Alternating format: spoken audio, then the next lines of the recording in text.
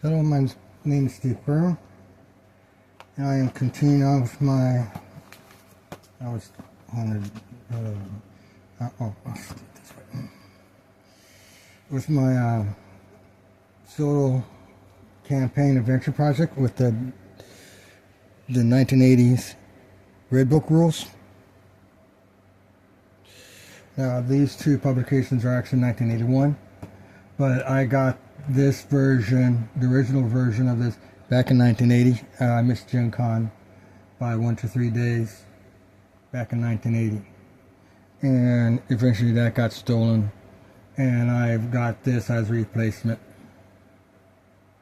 some years later.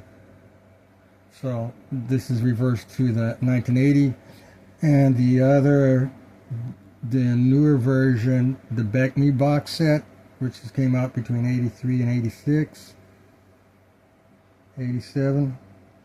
That's called the Beck Me. I refer to that as Beck Me, and this is the 1980. And I refer to both of them as Rulesbook rules because the basic rules are red.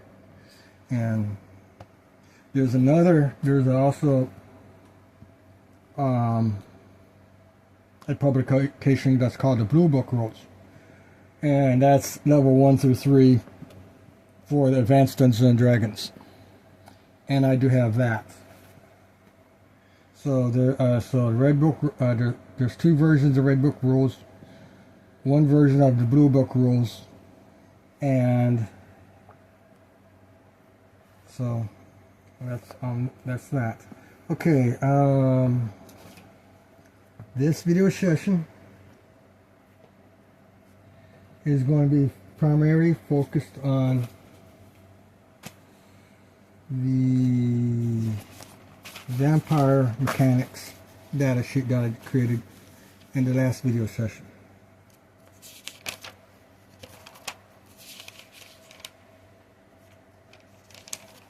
I created so I did this in the last video session. I redid that. I revised the army, the orc army calculator data sheet. It's now 2 pages long instead of 1 page. Then I created the rumor data sheet, and I created this vampire mechanics data sheet, and I'm going to finish this up.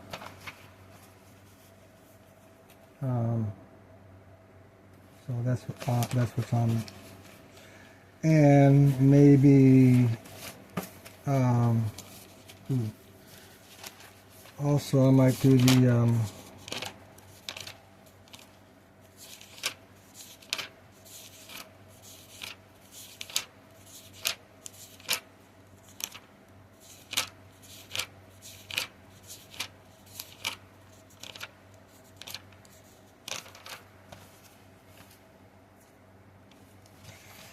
I have I got the vampire environment.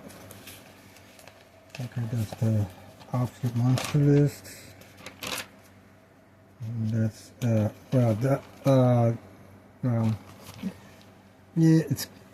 monster list is kind of obsolete. It's useful right now. This additional list is actually obsolete, but I have this according to this, and so they're tied together. Then you have the nocturnal monsters. That's not okay. And this is an obsolete list, but I have this is a random counters table concept that I might be looking at revising. So I'll just do it that way. The two nocturnal lists, they got revised.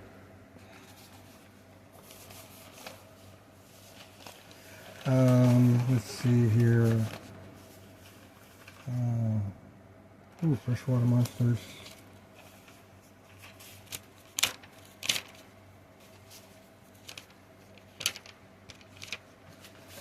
That should be here.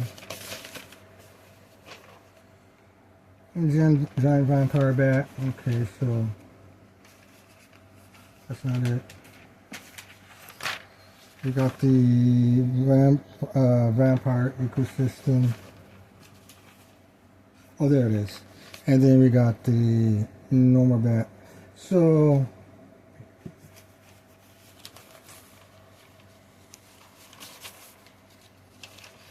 I need to make the giant bat ecosystem environmental system data sheet also.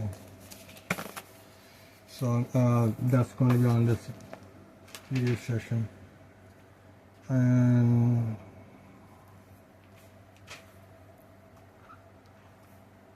let's have at it.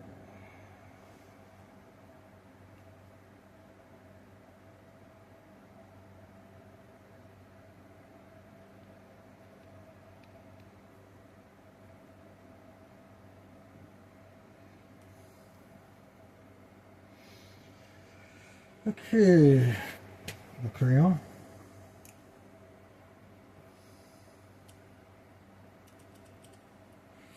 Okay, oh,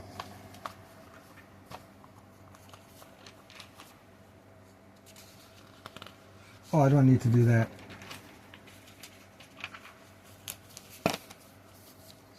I will need to do that for the giant bat data sheet. But right now, I'm just doing the vampire mechanics. Okay, so now, in the last few sessions, okay, I got speech impairment, I got broken teeth, missing teeth, that's why I can't pronounce things very well. I also was born with speech impairment. The form of speech impairment that I had was I had to mentally concentrate on moving my mouth muscles to move properly, to make proper enunciations. That was my speech impairment. And by the time I graduated from high school, that pretty much was taken care of. There were some words that I couldn't say properly on a regular basis. And there's some words I could say sometimes and then could not say other times. Certain words I had to say with certain accents. My native accent is Kentuckian, but I also lived in Indiana for 3 years. I lived in Wisconsin for 3 years. I lived in Texas, so I have 4 accents, basically. And they switch around a bit, especially with certain words. Let's see here. So, and that requires training, and I'm not doing that. I'm not making an effort. So, okay, vampires are the most feared. Feeding on the blood of. Okay, first of all, vampire bats.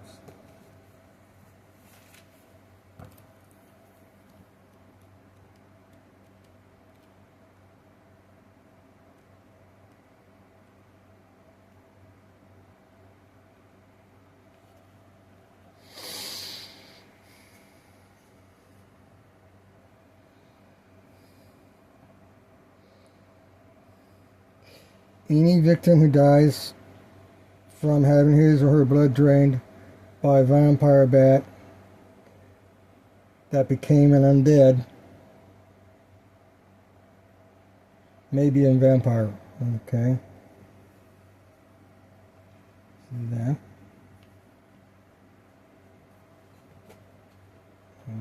So I can read.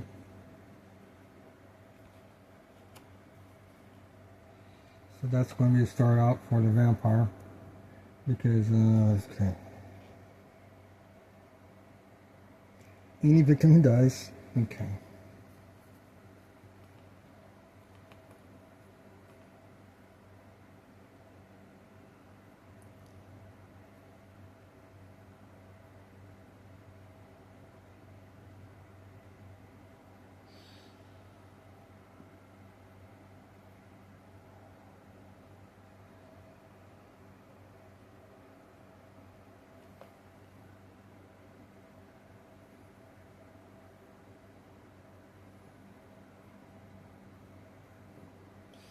ones, not his. This is written back in the old days when everybody was referred to as he, and then also there's he or she, but ones is the gender neutral pronoun. Instead of he or she, instead of writing he or she, you write ones.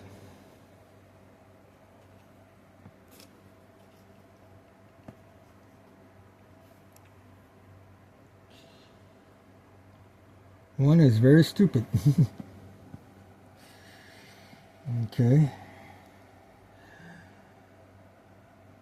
Okay, let's see here. Who died from having one's blood drained?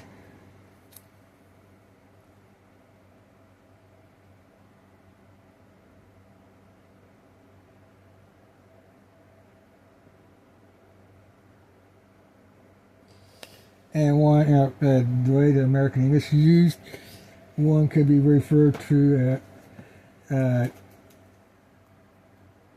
has a loose is loosely interpreted as you, me, them. Well, one refers to an individual, not a group. Them. One would not replace them. Okay. He or she. One can replace those pronouns, and you're not being without specificity. So,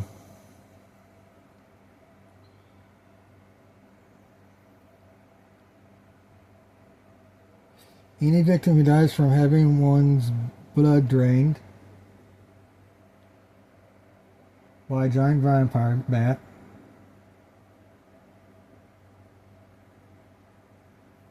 correction, yeah.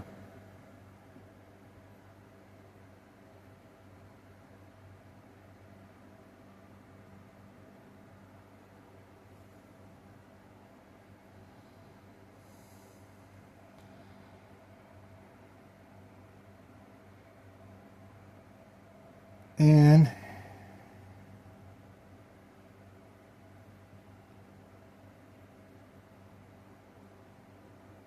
becomes an undead creature.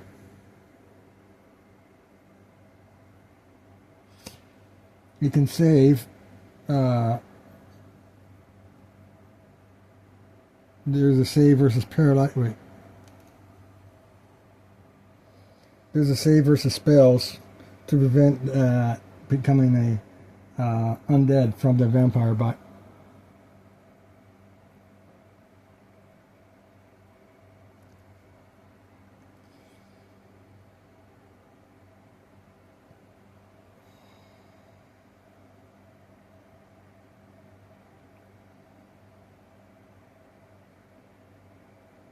Becomes an undead creature, maybe a vampire.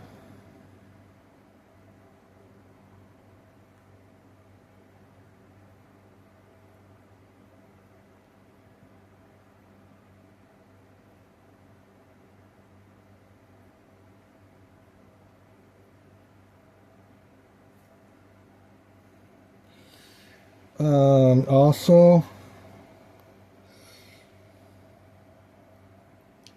okay, so that's one mechanic. A giant vampire bat.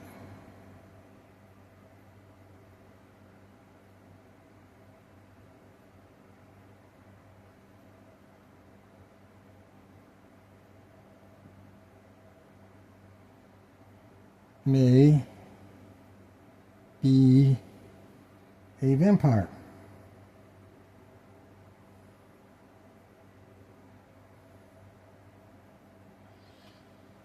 Now it says here, now, okay, so we made that distinction and the basic rules. Now, these rules are written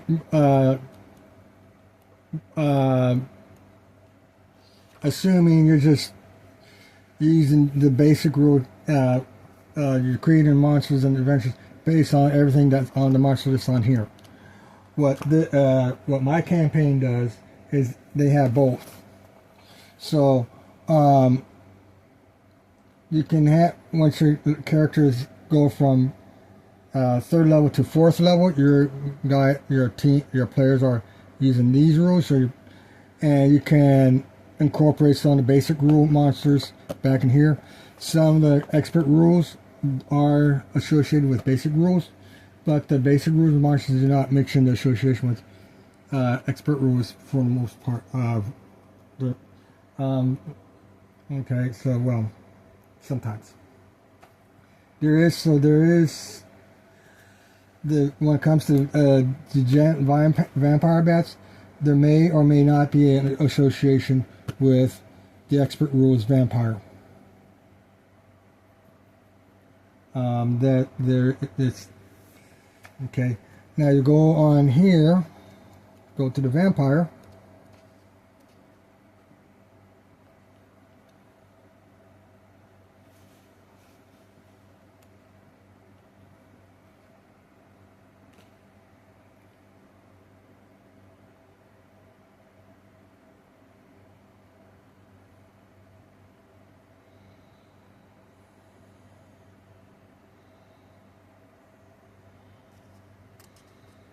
Okay, let's see here.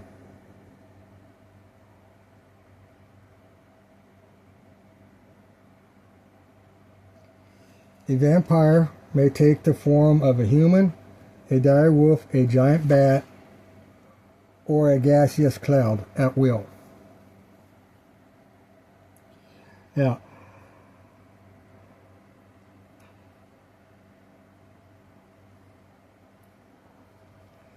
the vampire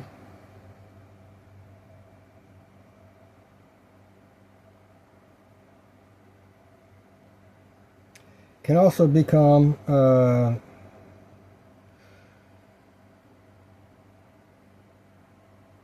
that's not it.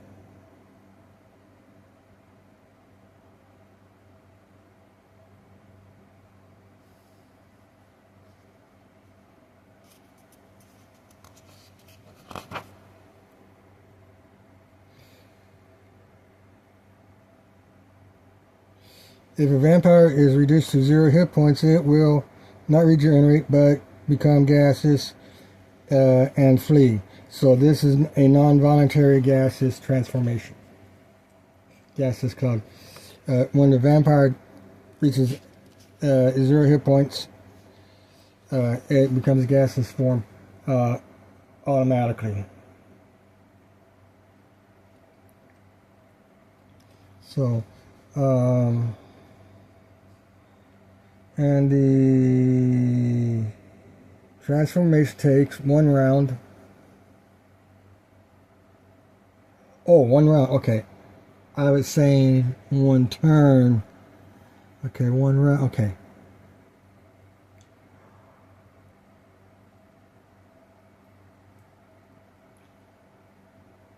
One turn is 10 minutes. 1 round is...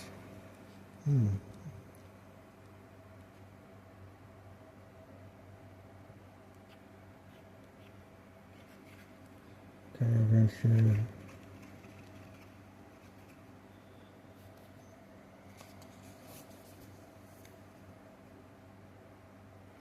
So, okay, oh, they say eventually, and then there's a counters.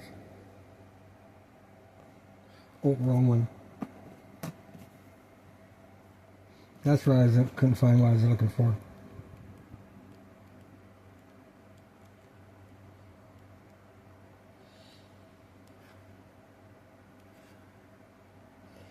Okay, yeah, okay,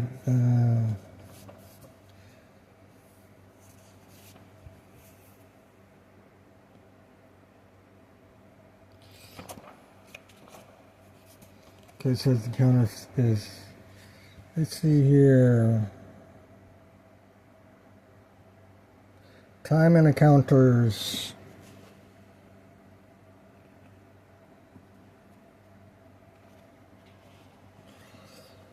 Normal time in D&D games is measured in turns of 10 minutes each. Characters could do many things in one turn. In a counter, the action is more detailed and handled in slow motion, so that the characters may have a chance to do many of the things that they want to. Time in encounters is measured in rounds of 10 seconds each. To help prevent DMs and players from becoming confused, the word turn should always be used for normal movement, while the word round should only be used for encounters and combat.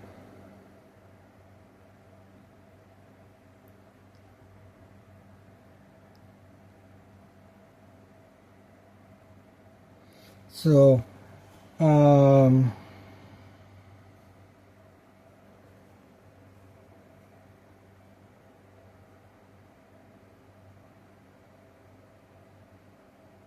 since a round is 10 seconds long and a turn is 10 minutes long, there are 60 rounds in a turn.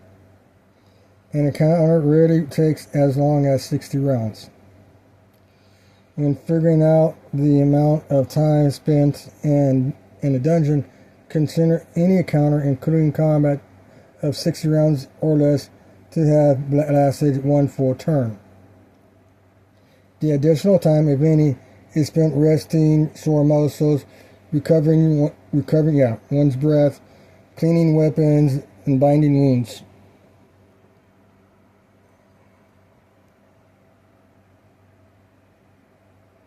Now, this is role-playing games are derived from miniatures, tabletop miniatures wargaming. So, pulling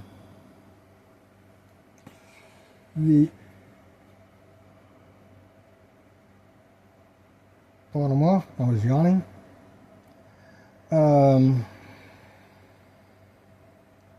So the game result. Okay, role-playing games are derived from tabletop miniatures war games. Tabletop miniatures war games are combat scenarios. So you're dealing with rounds of combat, and war game scenarios. It depends on the game system. For example, Ironclad Ether Flyers is a naval combat system based on the Space 1889 universe, RPG universe. Space 1889 RPG universe.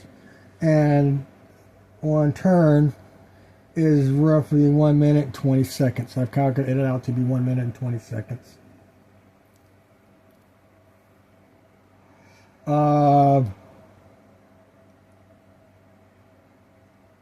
Starfleet battles, one turn is, I think, approximately 1 minute 20 seconds. It's calculated out to be 1 minute 20 seconds also.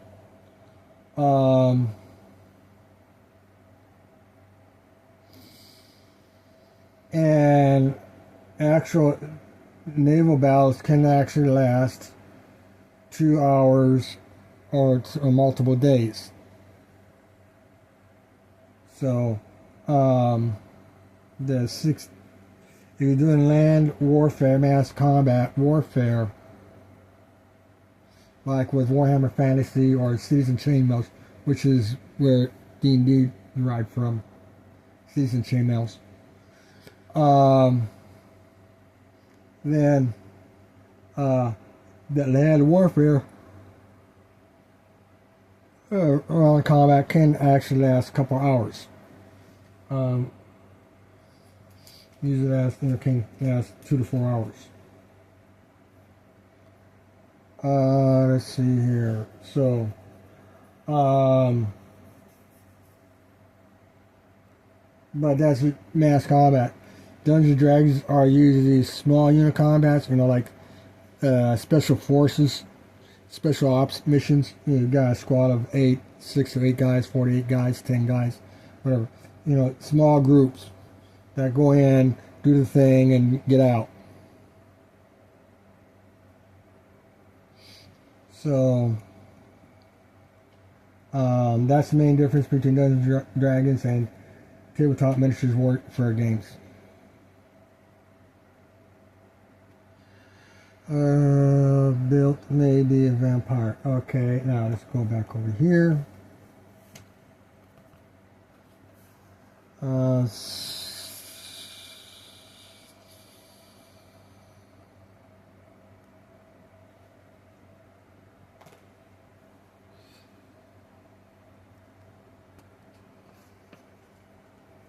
A vampire may take the form of a human, a dire wolf, a giant bat, or a gaseous form at will. Okay.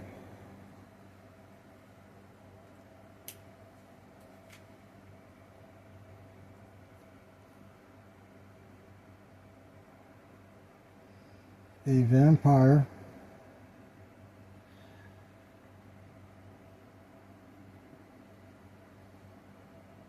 can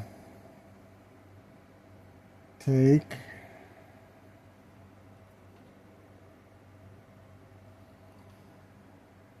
the form of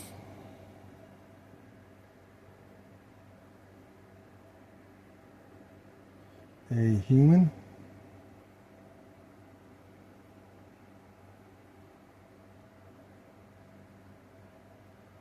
or a dire wolf,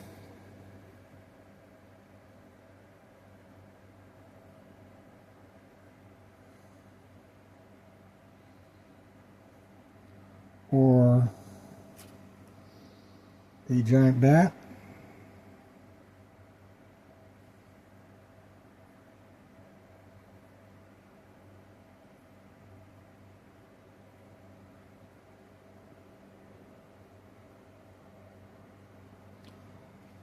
or a gaseous cloud,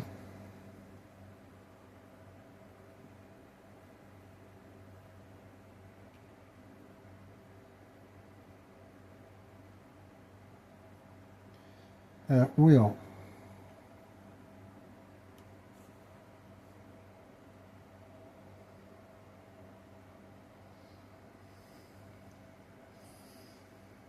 This transformation, I need to put this in the same paragraph here. This transformation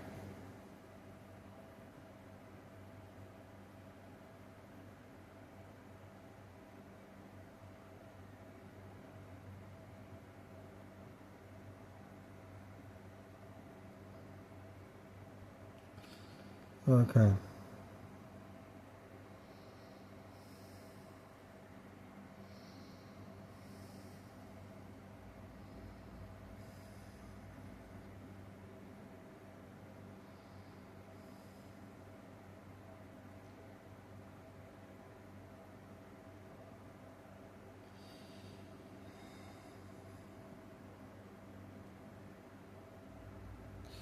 Okay, I'm going to, okay,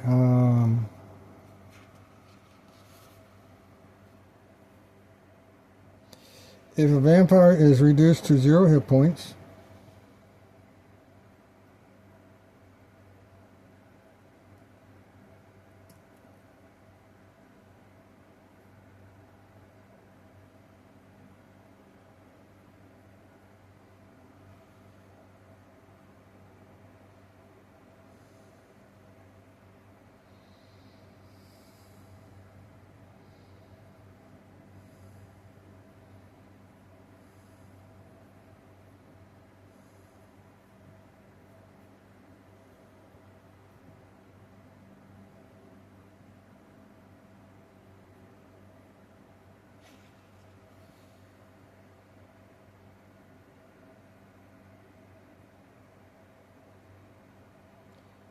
it will not regenerate.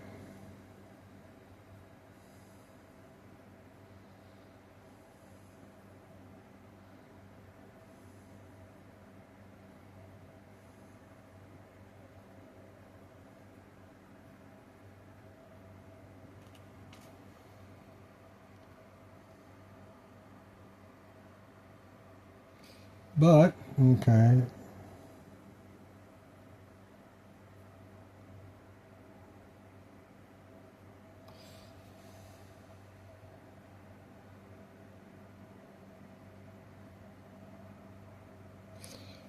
But will become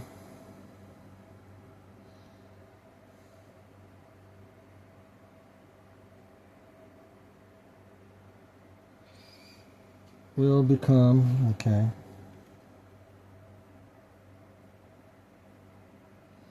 a gaseous cloud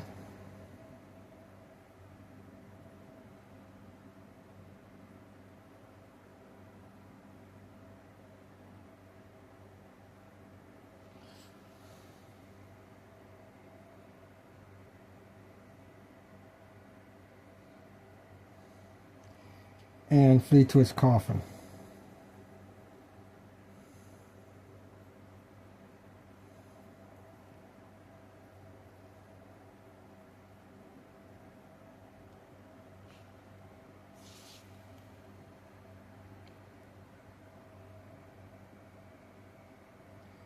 Okay.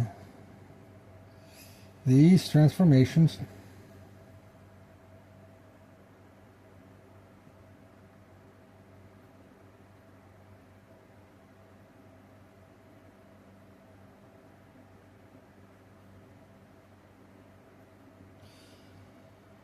actually I'll probably be making spaces here.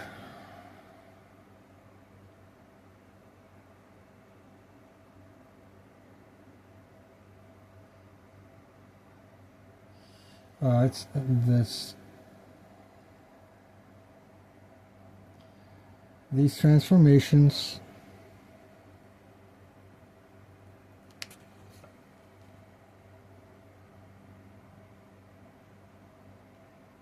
requires one round.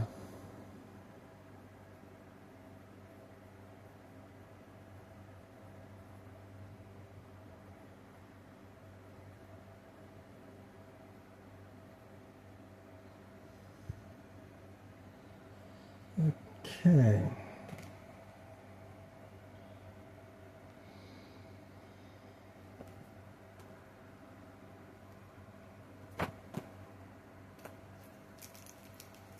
There you go with this one.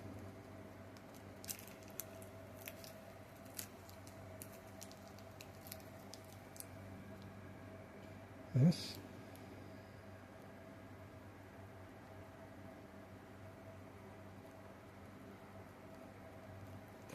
I'm getting rid of that. This transformation over there started. Okay. Do that. This cracking.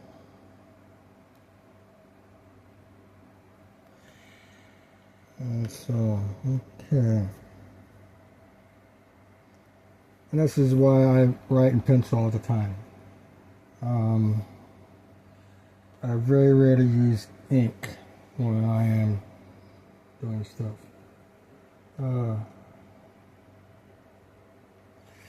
So let's see here. What else? What other game mechanics do you need to take notes on? So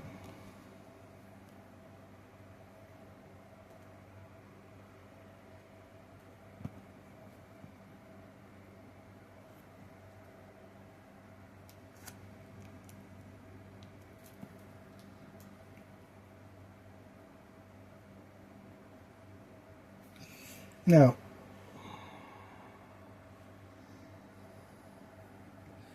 actually, we should probably do this.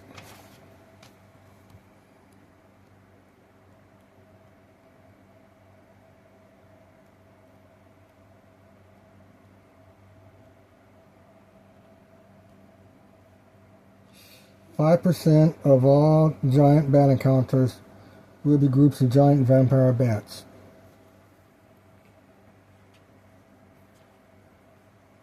Let's put this in there too.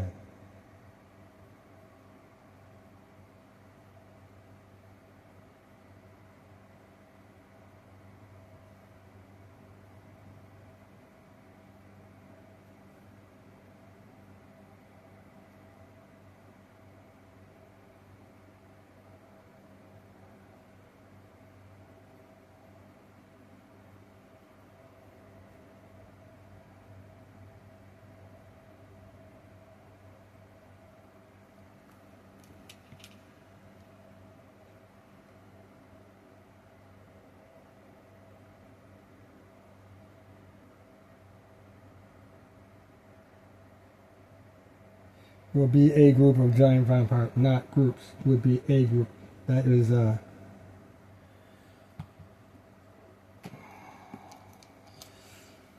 will be a group of giant vampire bats.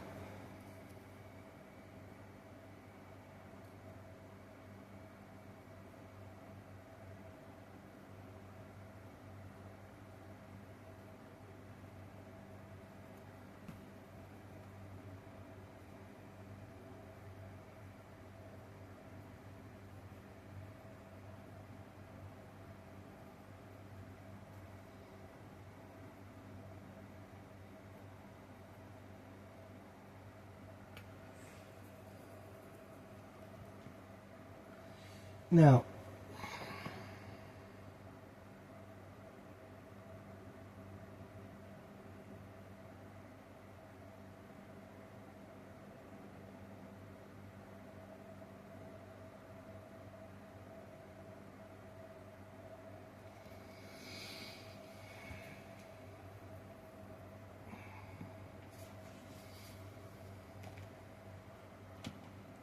so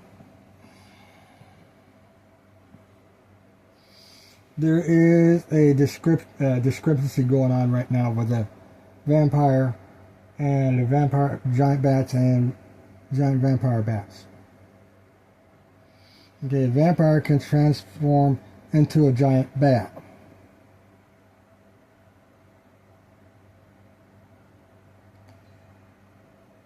The giant bat is not a vampire bat, but so it can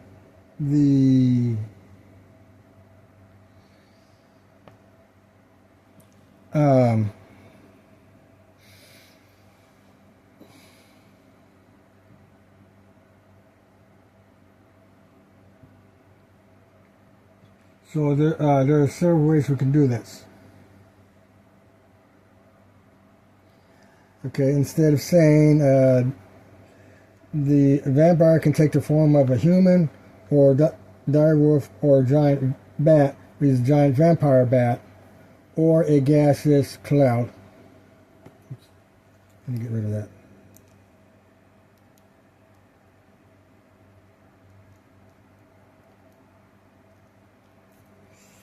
Okay.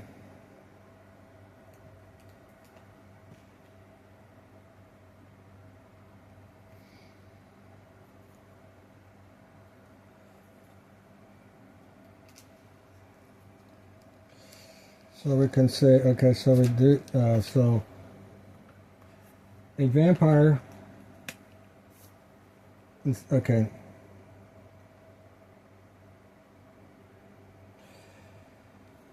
Okay, I need to use this.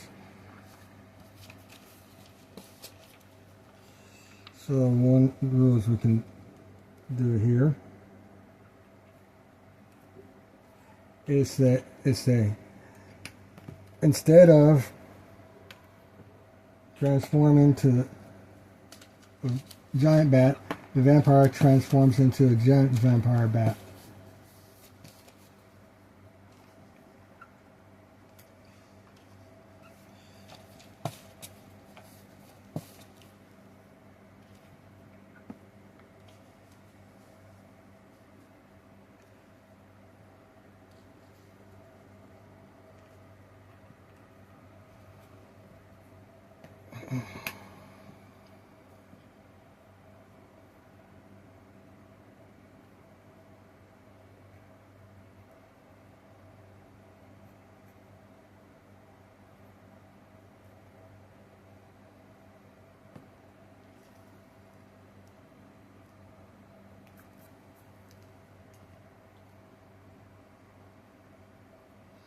Now I put an asterisk on here because this is an optional reading to this.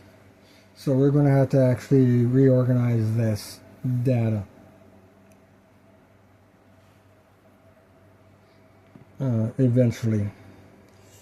Instead of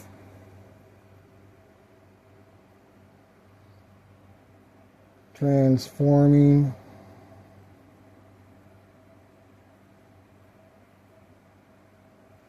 into a giant bat. The vampire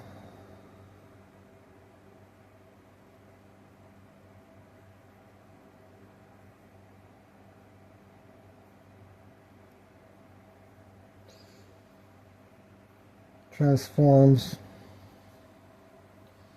into a giant vampire bat.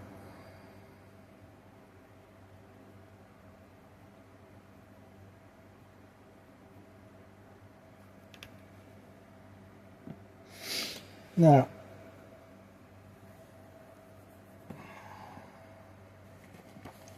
one with these two, the vampire transforms into a giant bat, which means that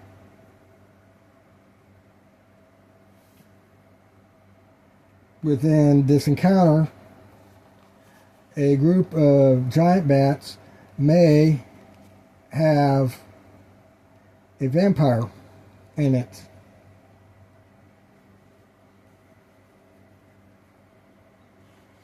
So there may, the vampire can actually be part of the vampire group, vampire bat group, the giant bat group, because he transforms into a giant bat. Which is a giant bat is a normal creature. A giant vampire bat is a normal creature. Well, within D&D mechanics, a creature that calls undead and stuff is not normal, but within the life form, plant, animal, human, microbial, intelligent, well, according to life form categories of microbial, plants, and animals, and intelligence life forms, the giant vampire bats is an animal, is a normal animal. The chimeras, the blink dogs, and the hippogriffs, medusas, they're normal life forms, although they can do magical stuff like turn things to stone and cause undead and stuff like that. They can alter which is a magical ability, and so that's why the creatures that turn to some and Dungeons and Dragons are referred to as magical creatures, because they do things that normal creatures can. It's like a magic spell. They're turning. You look at somebody, and then they turn into. That's like casting a magic spell. And so they're known as magical creatures, but they're not magical as in a living statue, which was a statue that was created by a magic using a magic spell, what is it?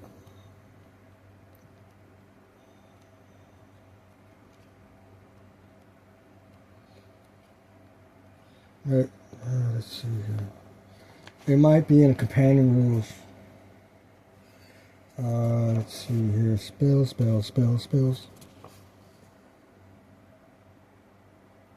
Reincarnation, invisible stalker spell. Yeah, so invisible stalkers are magical beings because they do not exist within the game world setting, which is the prime material plane. They exist outside of the prime material plane. So that's why within my categories, invisible stalkers are magical. Death spell, control women.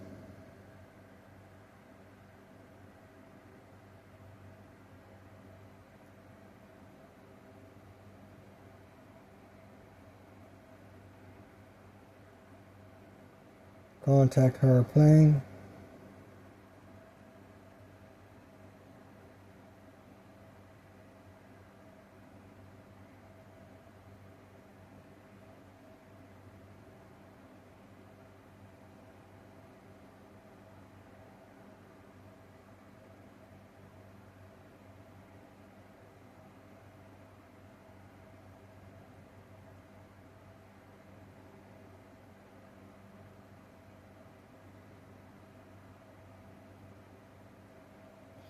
Okay. That's an interesting spell. Contact higher plane. Wall fire, wall of ice, visualize, animate dead. Okay, now is that animate skeletons or zombies? From normal skeletons or dead. Okay, skeletons would animate skeletons. Normal skeletons would be skeletons, and dead bodies will be zombies. Okay. Wall of fire.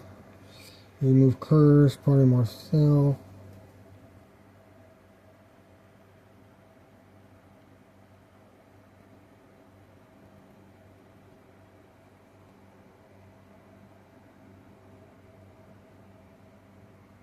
Wait, there's animal? Did I say animation here?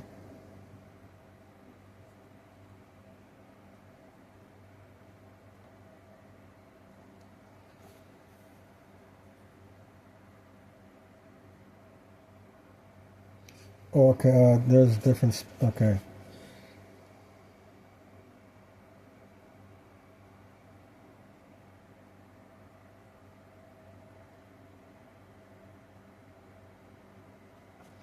Okay,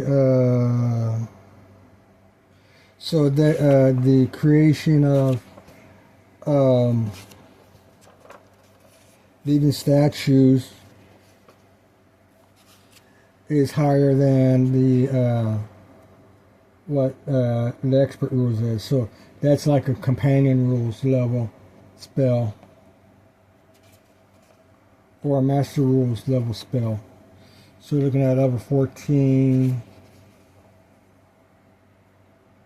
So animating the living statues, it would be level 15 or higher, between 15 and level 36 spells. Well, I'd say level 36, but the spell is like level 7 or something actually.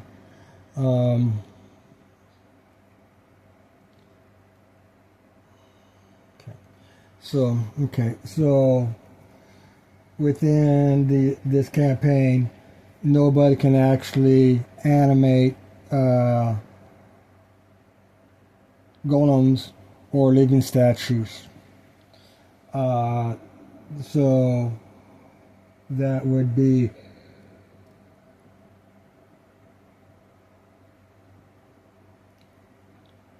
that would require an extra dimensional entity, extra planar entities. Or an act of God, basically. Now, so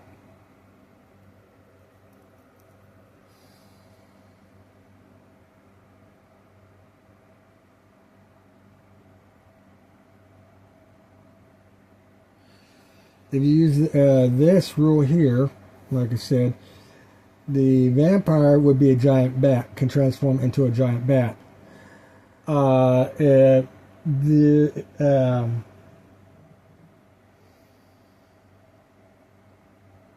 And so would be,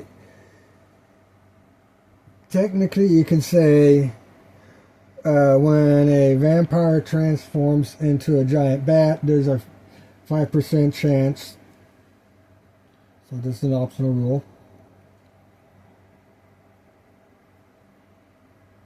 When a vampire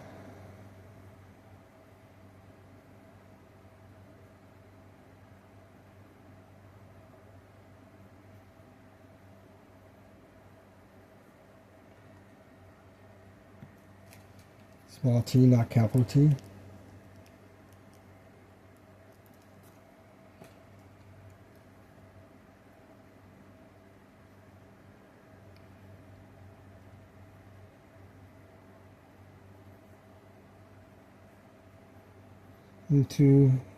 When a vampire transforms into a giant bat,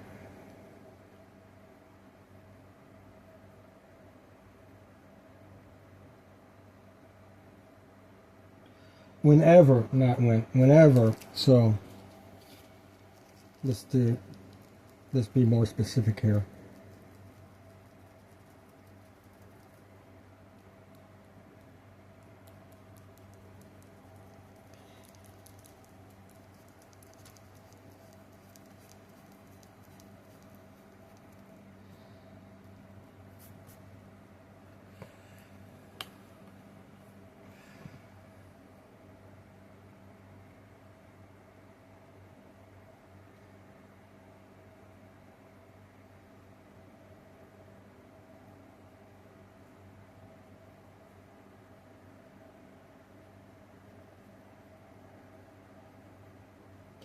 whenever a vampire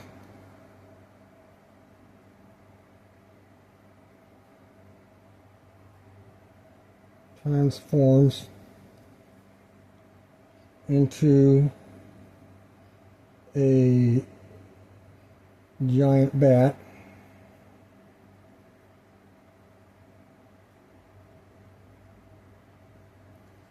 there is a 5% chance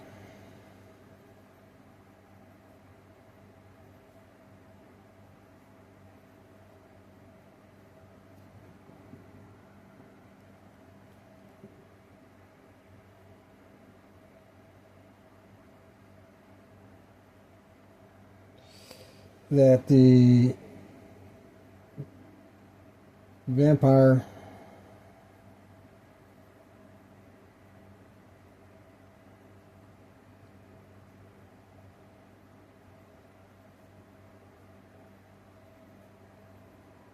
transforms into a giant vampire bat.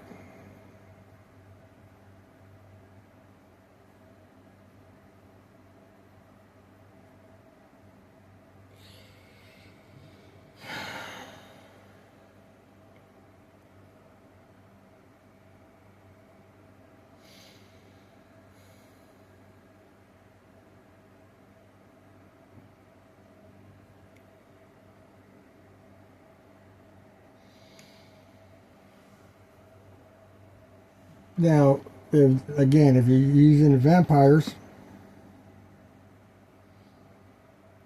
in the setting here,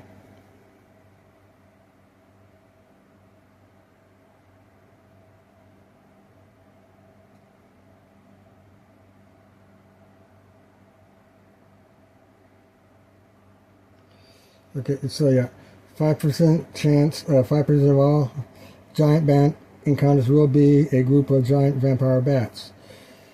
This, and then these so there, and then there's a chance these giant vampire bats may be vampires.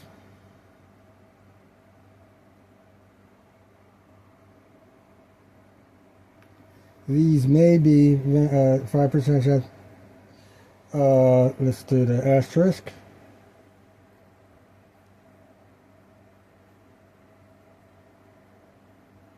These may be vampires.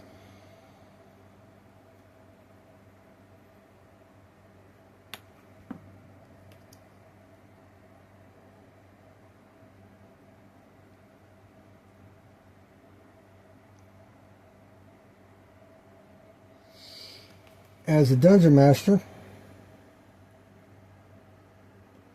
I can control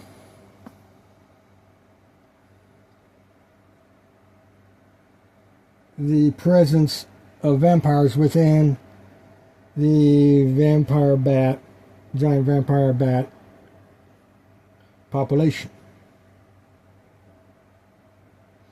As a dungeon master, I can control the presence of a vampire within the giant bat population.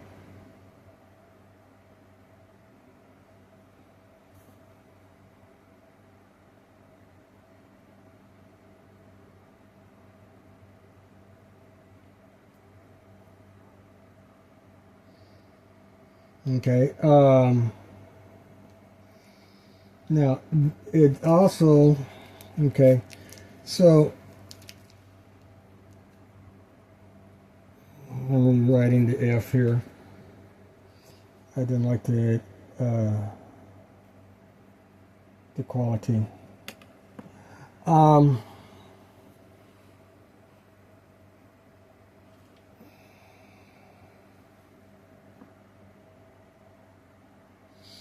So, as a dungeon master,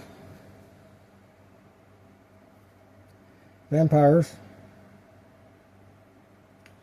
may be a secondary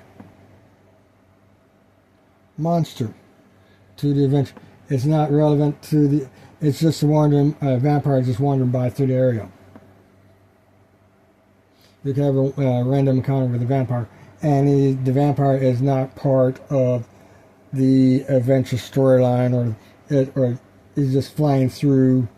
Maybe going trying to finding one of his establishing a new coffin site, or going to a new coffin site.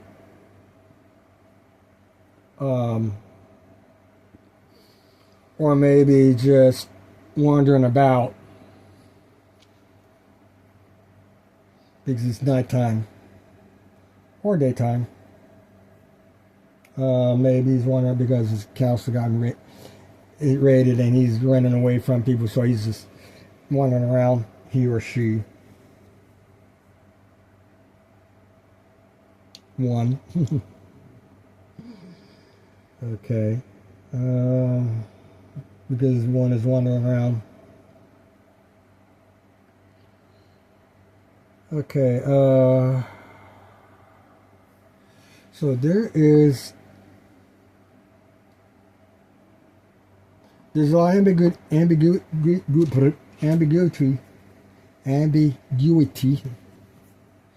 and debating experts concerning the vampire and vampire bats, giant vampire bats, and giant bats.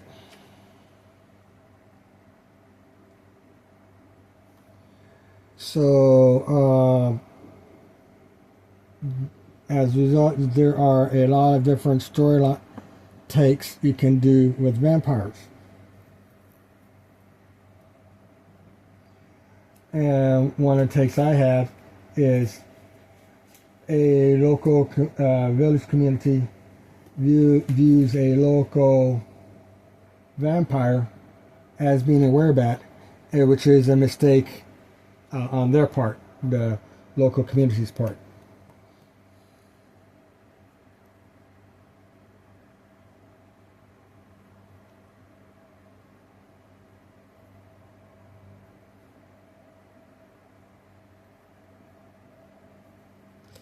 Because the local community has never heard of vampires. So, what's a vampire? What's a vampire? I don't know. Never heard of a vampire before. But we do have a werebat. Yeah. There's a werebat in our community somewhere.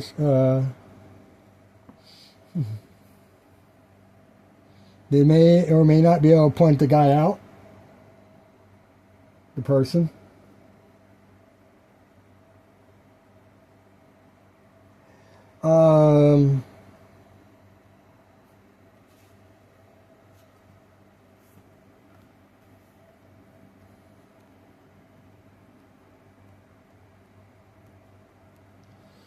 Okay, let's go to the basic rules again.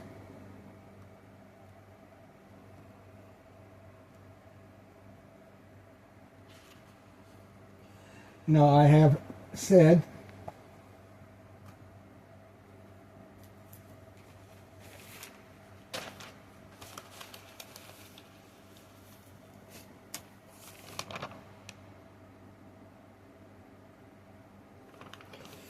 I have already defined that undead monsters created by giant vampire bats can be a ghoul, a wight, or vampire.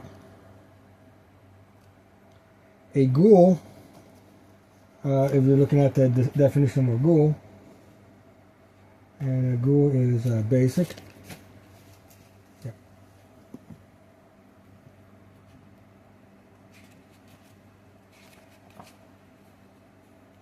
Ghouls are undead creatures. They are hideous beasts like humans who will attack anything living. So, a ghoul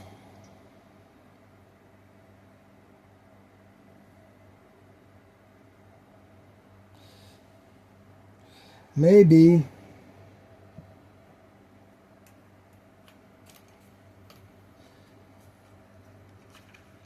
Actually, the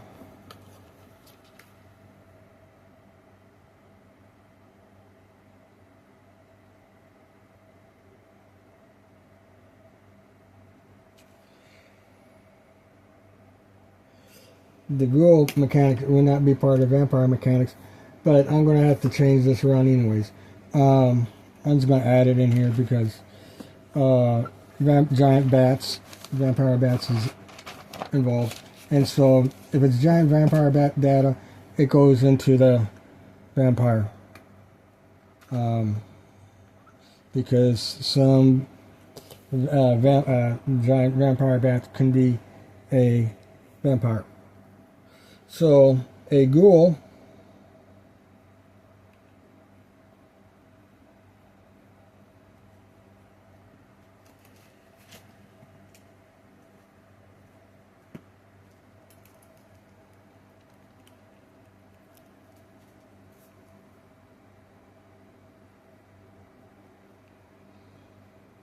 could be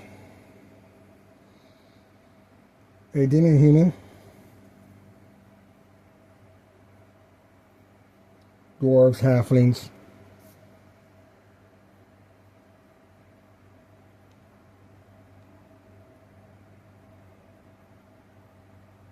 who was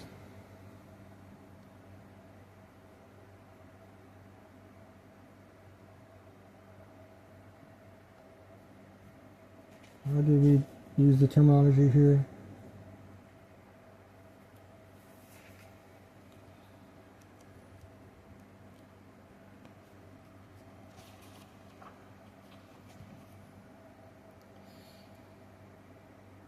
In victim dies from hers who has become an undead.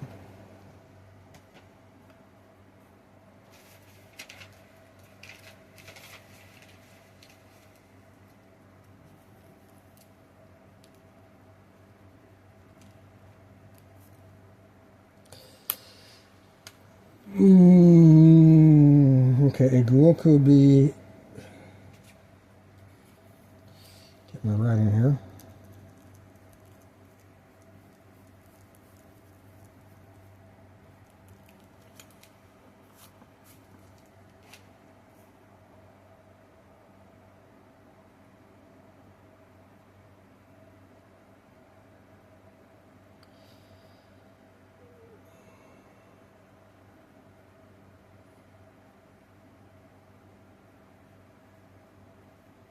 Could be a demi-human.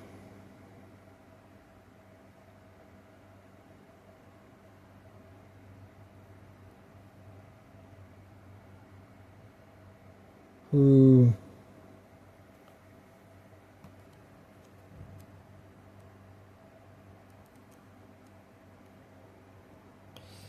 yeah, my brain's going bye-bye. Who has become an undead creature. Could be a demon who has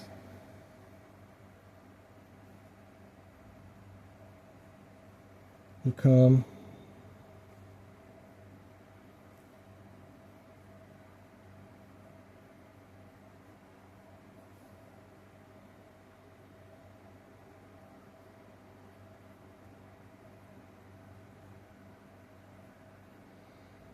by a giant vampire bat.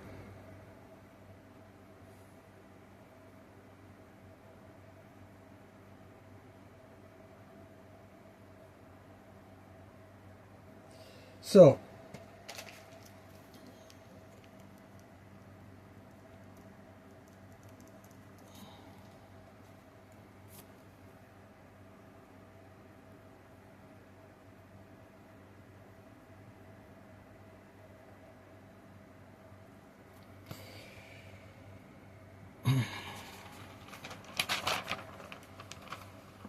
I was going to do this because I'm going to have to flip it over anyways.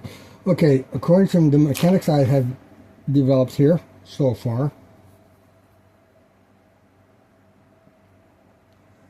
a vampire may be a vampire bat. A vampire may be a giant bat.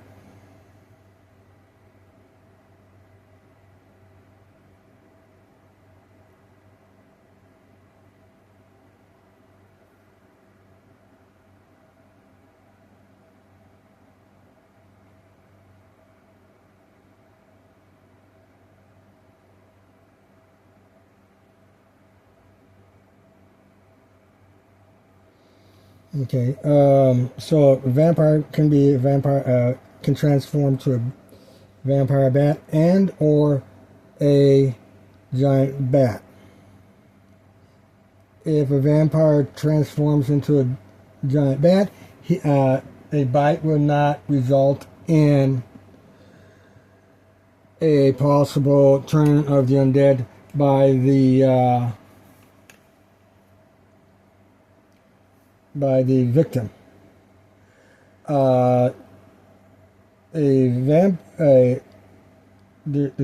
giant bat would just do normal damage. A vampire as a giant bat would do normal damage. A vampire as a giant vampire bat has the possibility of turning victims into undead via bites. Now, it also says in here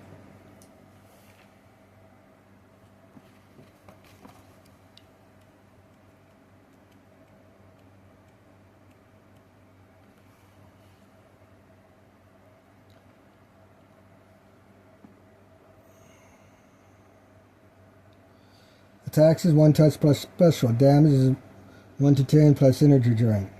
So let's see here how they describe that.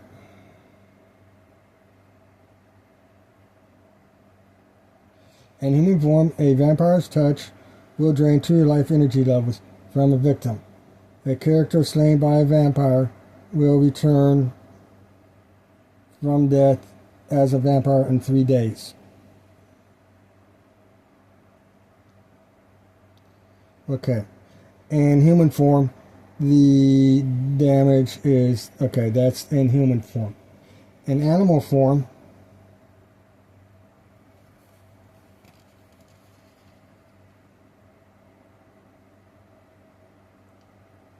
this transformation requires 1 round, okay.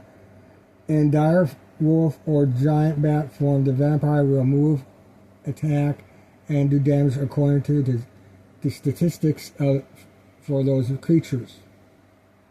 The vampire's armor class, hit dice, morale, and saving throws remain unchanged. In gaseous form, the vampire can fly at the listed speed and has immunity to all weapon attacks. A vampire cannot attack while in gaseous form.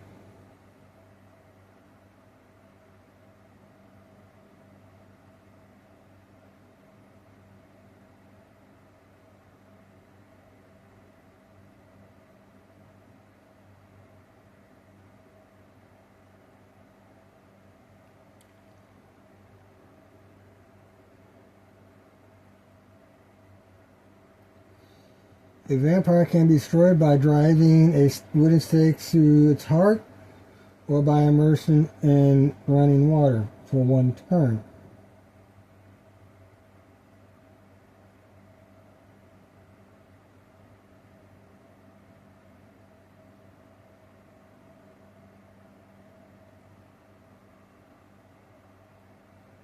If a vampire is exposed to direct sunlight,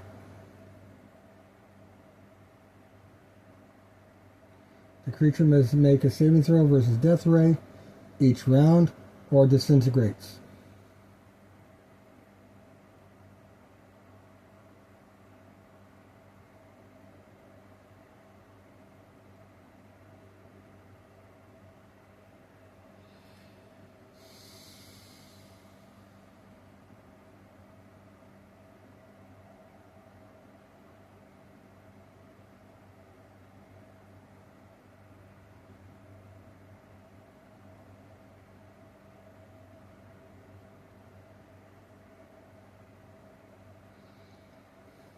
Okay, vampires cannot cross running water, either on foot or flying.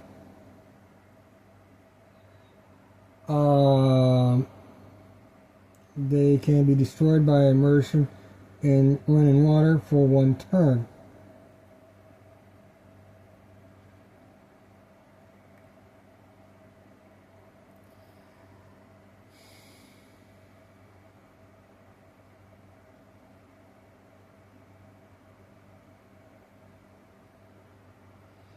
It's therefore, if a vampire does attempt to cross a river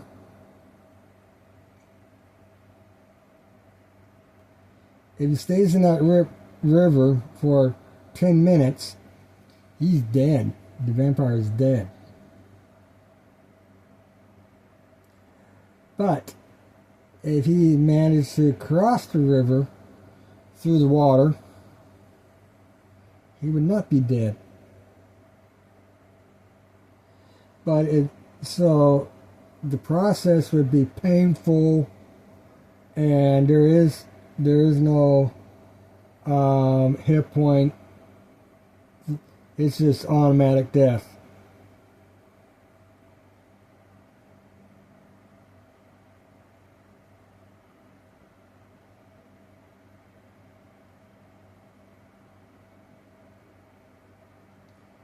Exposed to direct sunlight, saving throw.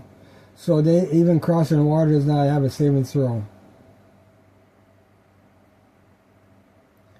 I could apply the vampire crossing water with a death saving throw death ray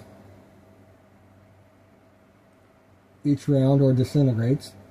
I can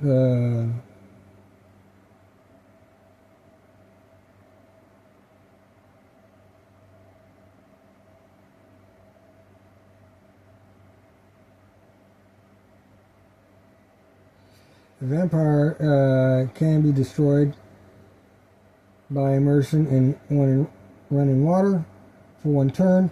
What does that destruction look like? Gaseous form. When a vampire hits 0.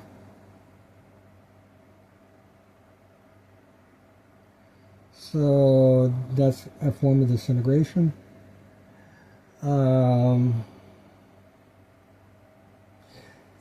Disintegration is actually a powdered form, not a gaseous form.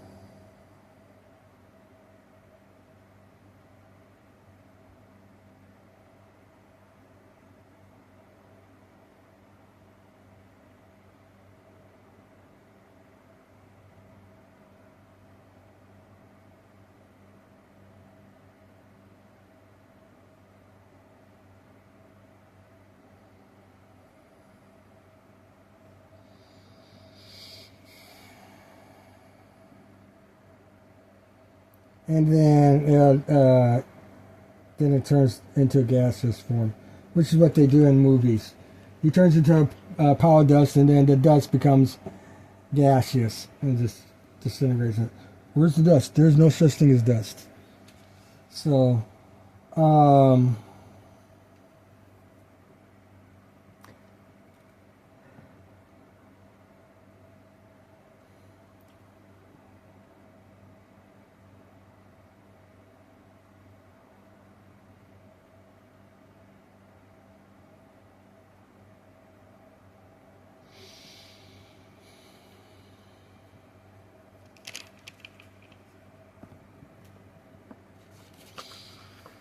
okay, so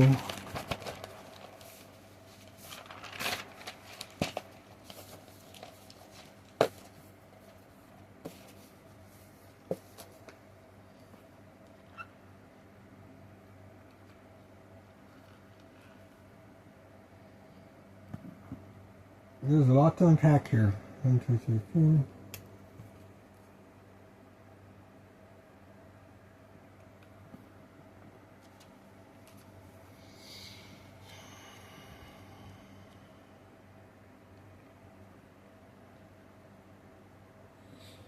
Vampires cannot cross running water.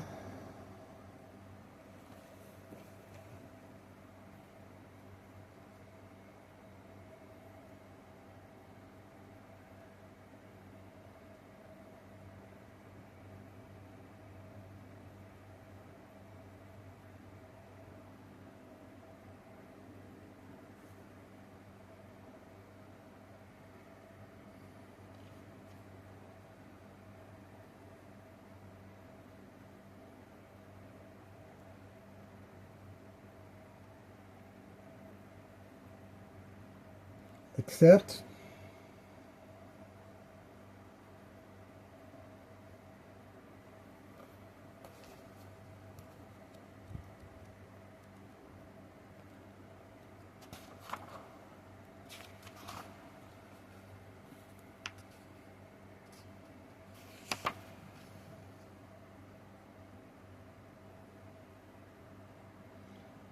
Yeah, okay.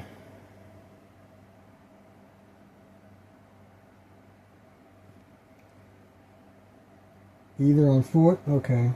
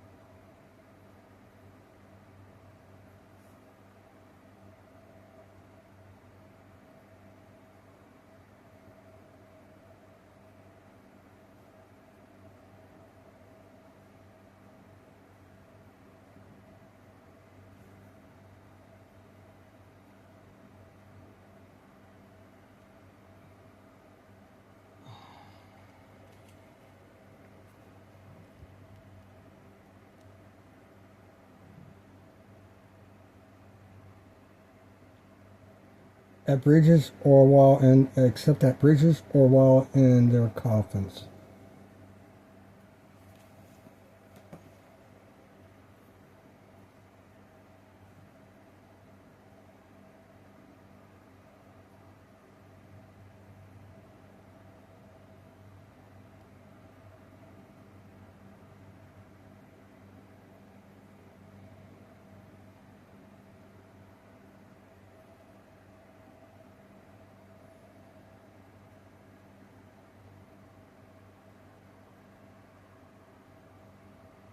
Let's see.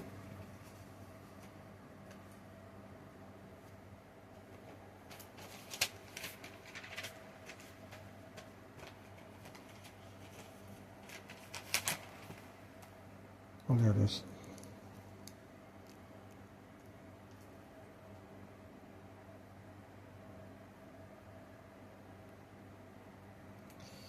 Okay, so the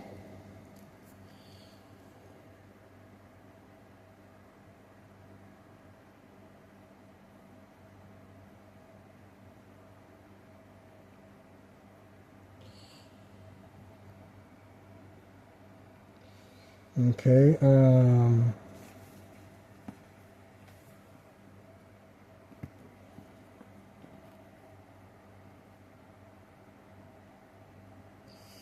a vampire can be destroyed by immersion in water for one turn.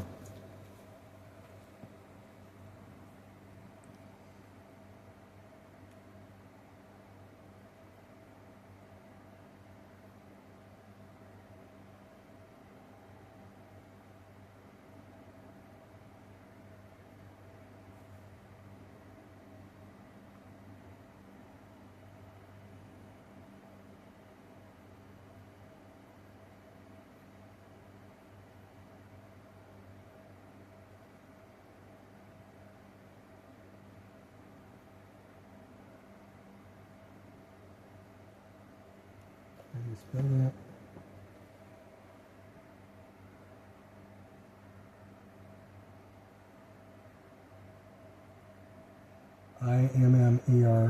IMMERSLM. NN.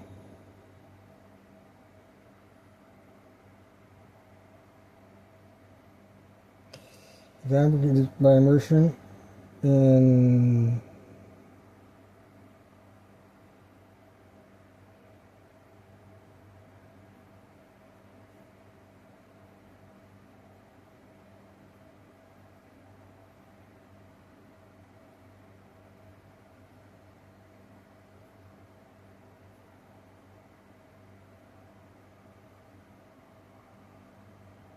for one turn.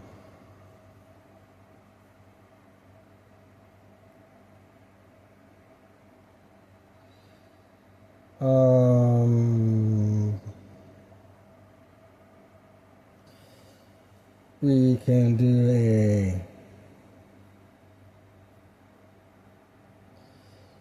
if a vampire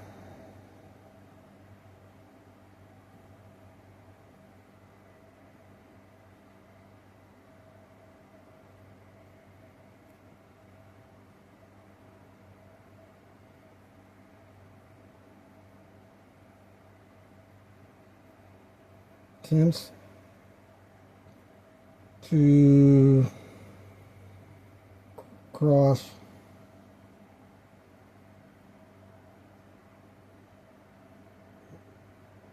running water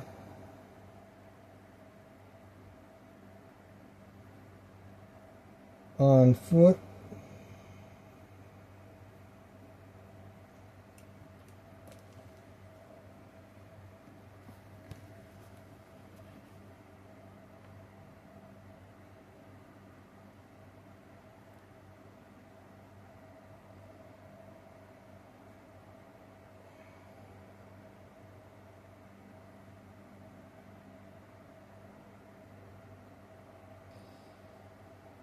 must the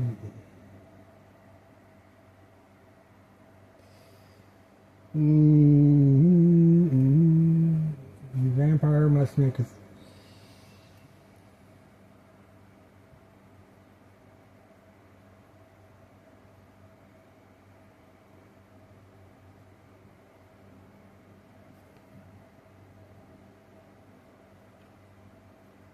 must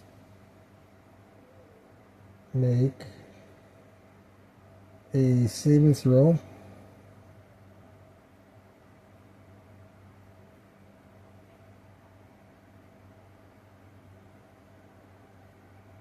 versus death rate.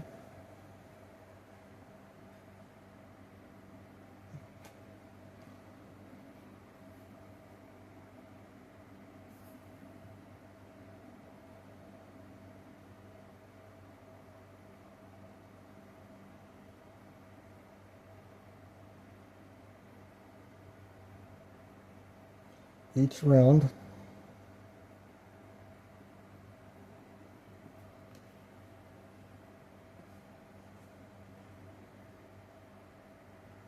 or disintegrates.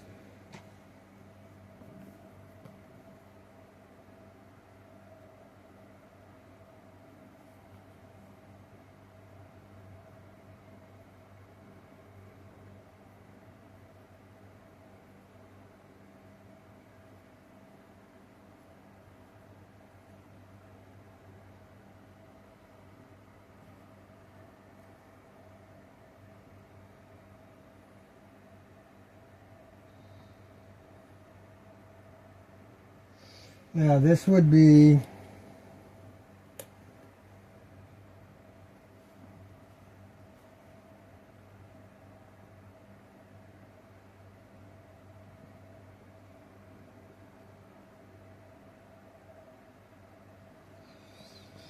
okay, do they have swimming in here?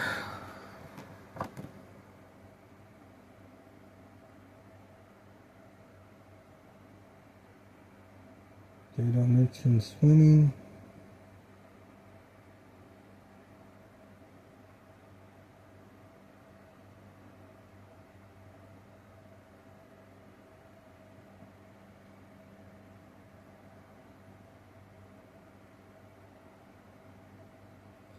Okay, water 64. Let's see if it has anything there.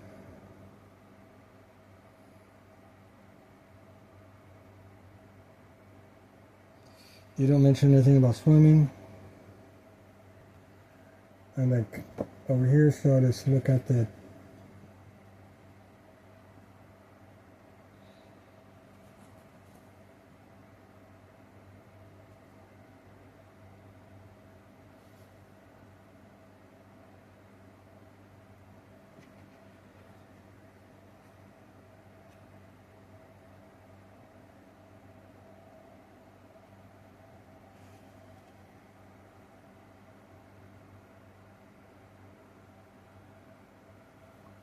okay, so there's nothing there.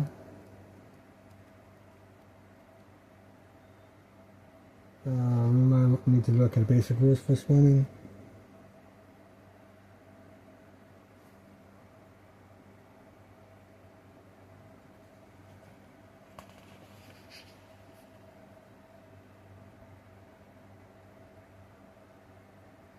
Waterborne travel. Okay, movement rates for ships and other watercraft. Part 9, waterborne adventures.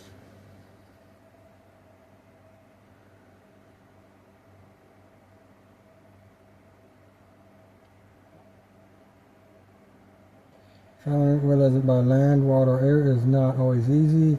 There are often features or events that will present delays or obstructions. These may include unfordable rivers, uncrossable rivers, massive cliffs, snowbound passages, rapids, sandbars, waterfalls, dense forests, vile and treacherous moors and swamps. Aerial travel may be affected by thunderclouds, strong wind, fog, or mountains too high to fly over. Occasional use or placement of these obstacles will add interest and challenge to wilderness travel. Rest. Characters must rest one full day for every 6 days they spend traveling. Rest may also be required after evading monsters. See D&D Basic Rules. Parties who do not rest will have a penalty of -1 on to hit and damage rolls during encounters. Becoming lost.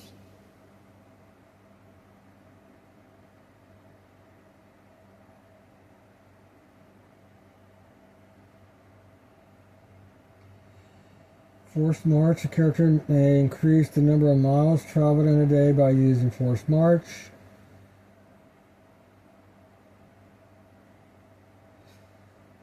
A party can move through 0 types of terrain as long as it has enough movement to do so. It is suggested that all movement be rounded down to the nearest mile. For example, a party with a daily move of 12 miles starts in clear terrain, It then moves 3 miles to a road, which costs 3 miles. Travels 9 miles along the road, costs 6 miles, and moves 1.5 mile into mountainous terrain, costs 3 miles.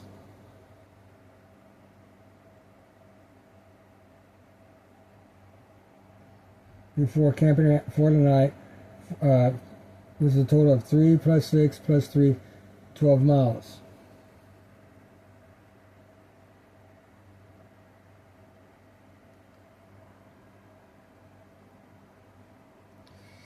Okay, I probably need to go to basic rules for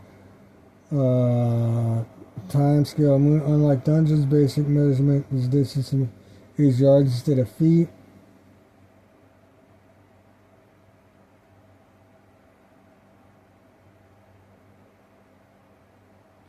To calculate how far a character may move in the wilderness in one day, convert the number of feet usually moved in a turn to miles by dividing by 5. The result is then read in miles. A man who moves 90 feet per turn in a dungeon will move 18 miles per day. 90 divided by 5 equals 18. The distance a character may move in a 10-minute turn is equal to the distance moved in the dungeon read in yards. Therefore, a man who moves 90 feet a turn in a dungeon will move 90 yards, 270 feet in the wilderness. The distance moved in a combat round is also read in yards.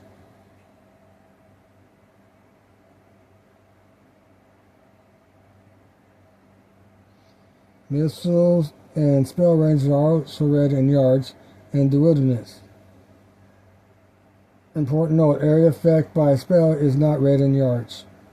Thus, a fireball cast in wilderness would have a range of 240 yards, but still have an area effect of 40 feet in diameter. I cast fireball! Okay. Moving into wilderness is normally calculated in terms of number of days traveling. and are referred to as such. Each day, the character may move so many miles in this way.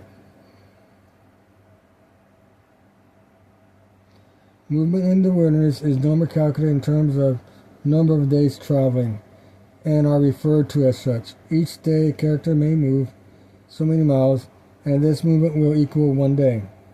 If the character have an encounter, the time scale is changed to rounds.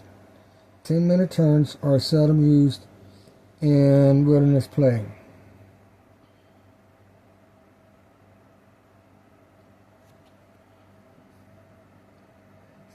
Pursuit speed in the wilderness is equal to 3 times the combat speed of the character. The same man given the example above, who moves 90 feet per turn in a dungeon, would be able to move 90 yards, 270 feet in 1 round, if he was being chased or chasing something. Such speeds may only be maintained for short periods of time and requires rest immediately after. The table below shows how many miles per day creatures may move based on their movement per turn.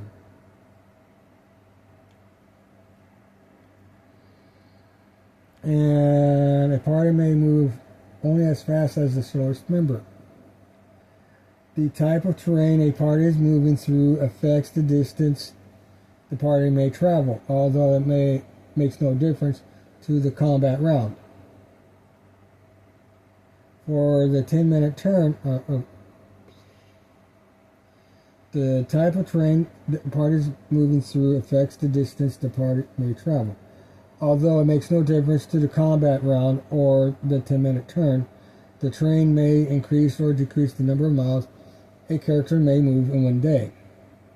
The table below gives the change in movement for different types of terrain.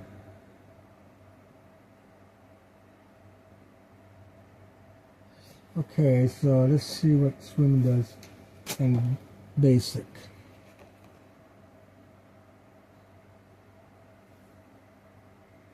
I'm looking at the contents, see if there's swimming.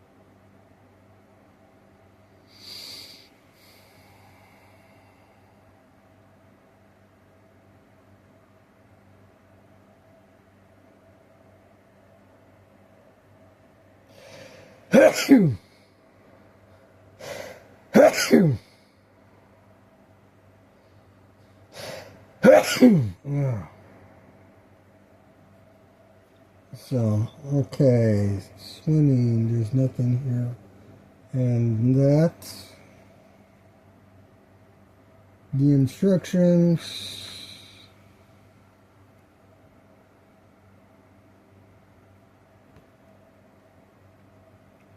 Dungeon master information. This is created in the dungeon. Okay. Treasure, nope. Monsters, nope. Encounters, okay, that's monsters. Okay, let's just go. This is an example, okay, example of combat. Surrendered, return, move adjustments to morale. Check morale, how to check, when to check morale, how to check morale. Morale scores, morale optional. Two-handed weapons, combat attacks, monster attacks. Missile fire ranges, variable weapon damage. Melee combat using figures. Saving throws for higher level characters. Okay, we're not messing with that. Saving throws, holy water, flask of oil, which is oil, magical bonuses, cover, right? Range, dexterity. Oh, that's missile fire. Healing wounds, scoring damage, amount of damage for that's under damage. Attacks on unhittable creatures. Adjustment to attack rules, how to attack. Example, retreat, fighting withdrawal. Defensive movement. Combat sequence, combat, pursuit, evasion, running.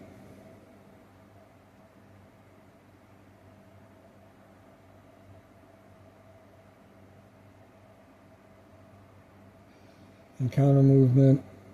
Okay.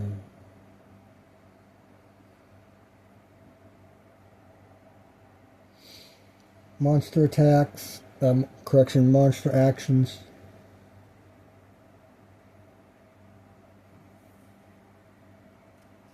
Party actions.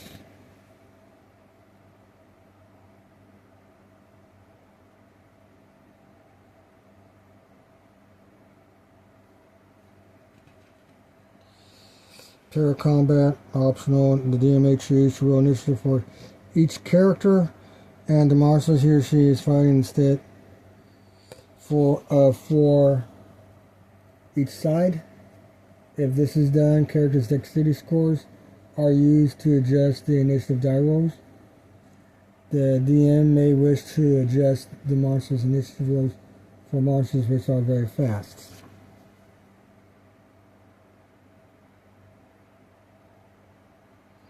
Initiative, surprise, distance, number appearing. Okay, this is an encounter.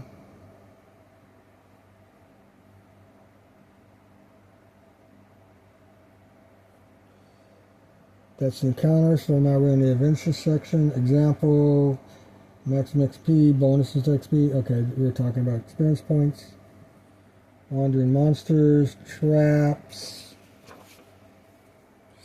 Experience, we use trainers, loyalty. With trainers, we're talking about retainers.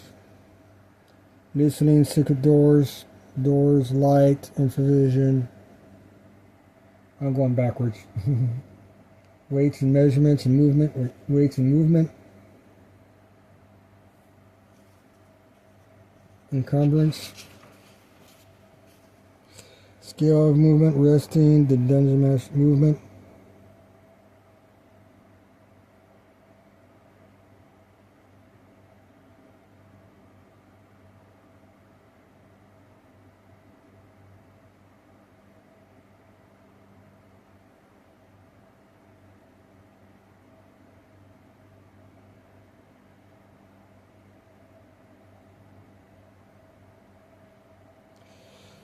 The DM may wish to allow characters to move faster when traveling through areas they are familiar with. The DM will also have to determine movement rates for special situations, such as for swimming, climbing, or crawling, and for crossing special areas such as slippery ground, steep hills, broken rocks, and mud.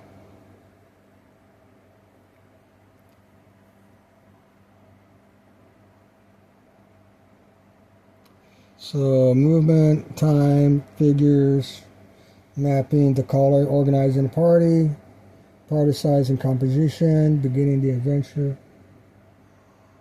Okay.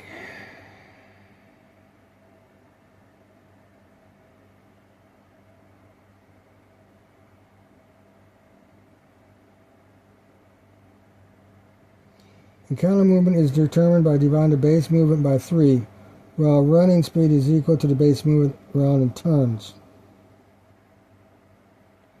A base movement rate of 120 in 10 minutes may seem slow, but it assumes that the players are mapping carefully, searching, and trying to be quiet.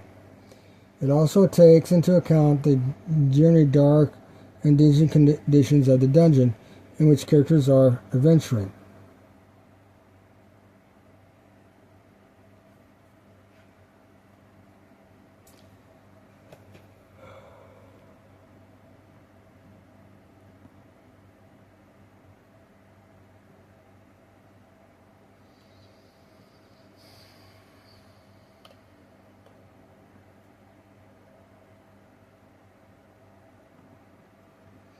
Okay.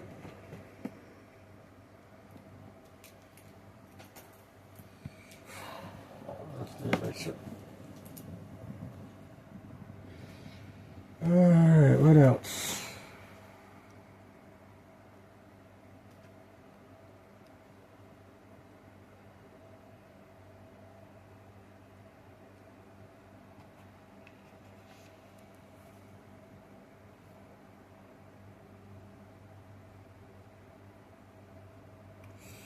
Vampires are the most food of the undead, feeding on the blood of the living in order to survive.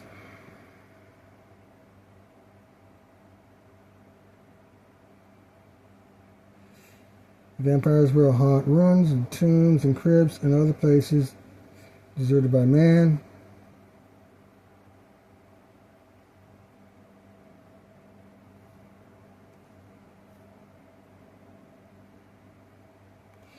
Any form of vampire's touch will drain 2 life energy levels from a victim. A character slain by a vampire will return from death as a vampire in 3 days.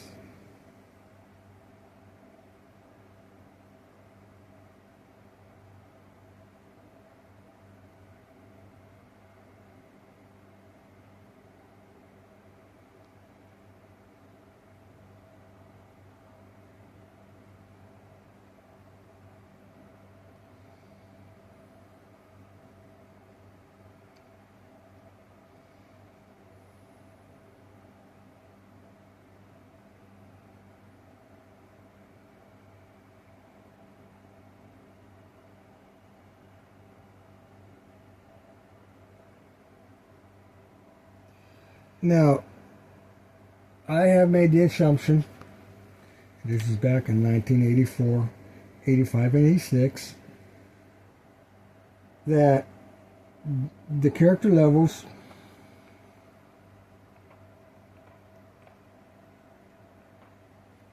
represents 1 year of life experience.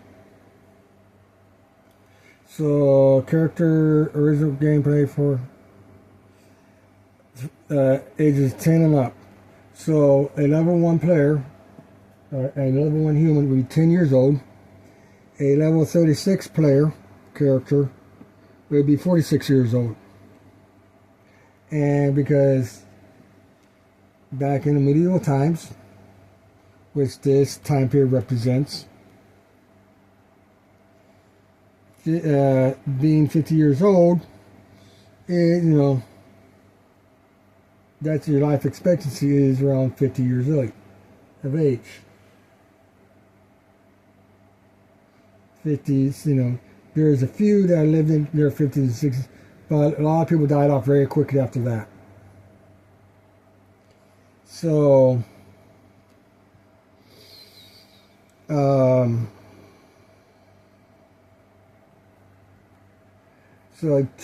draining 2 life levels would be equivalent to draining 2 years of one's life. And this is when talking about the vampire novel, Bram Stoker's vampire novel.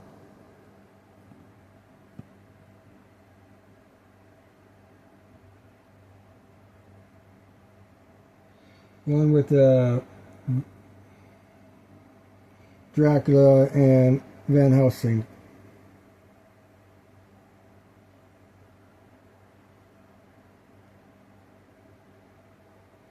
So, for example, a vampire, a 10-year-old kid gets touched by a vampire, will die, and based on age, going by age, in 5 touches. After 5 touches, the kid is dead. The 10-year-old would be dead.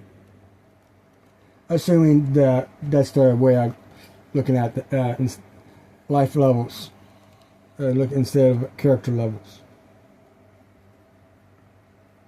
Years of experience.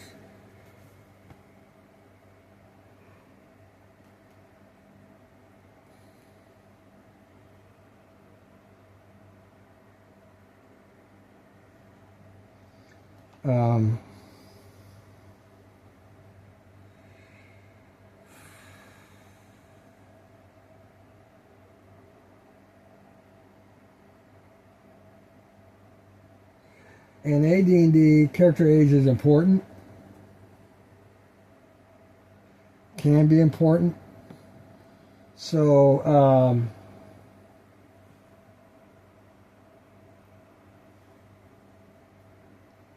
starting age, there's a dice roll mechanic. There's game mechanics for determining a character's starting age based on race and class.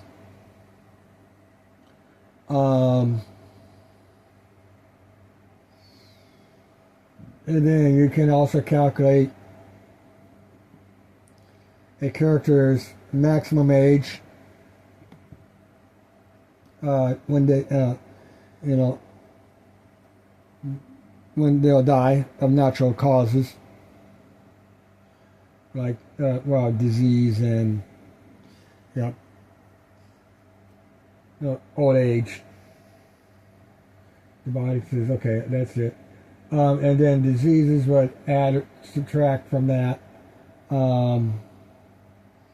There's ways, and you can add that your death, calculated death, can be lengthened or shortened by gameplay experiences. In-game world effects, game world effects.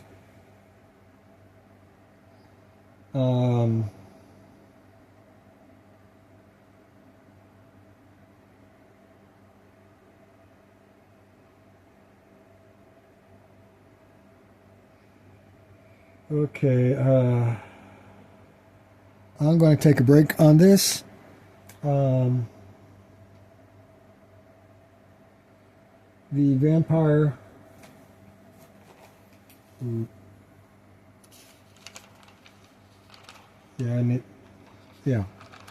I need to get a heading here. I'm going to take a break from this. There might be more notes I need to take in the next video session. I'm going to do, and the next video session, I'm going to try to do the giant bat, environmental system for the giant bat. I may do that first thing, take on the vampire. This because doing the giant bat would be faster and easier.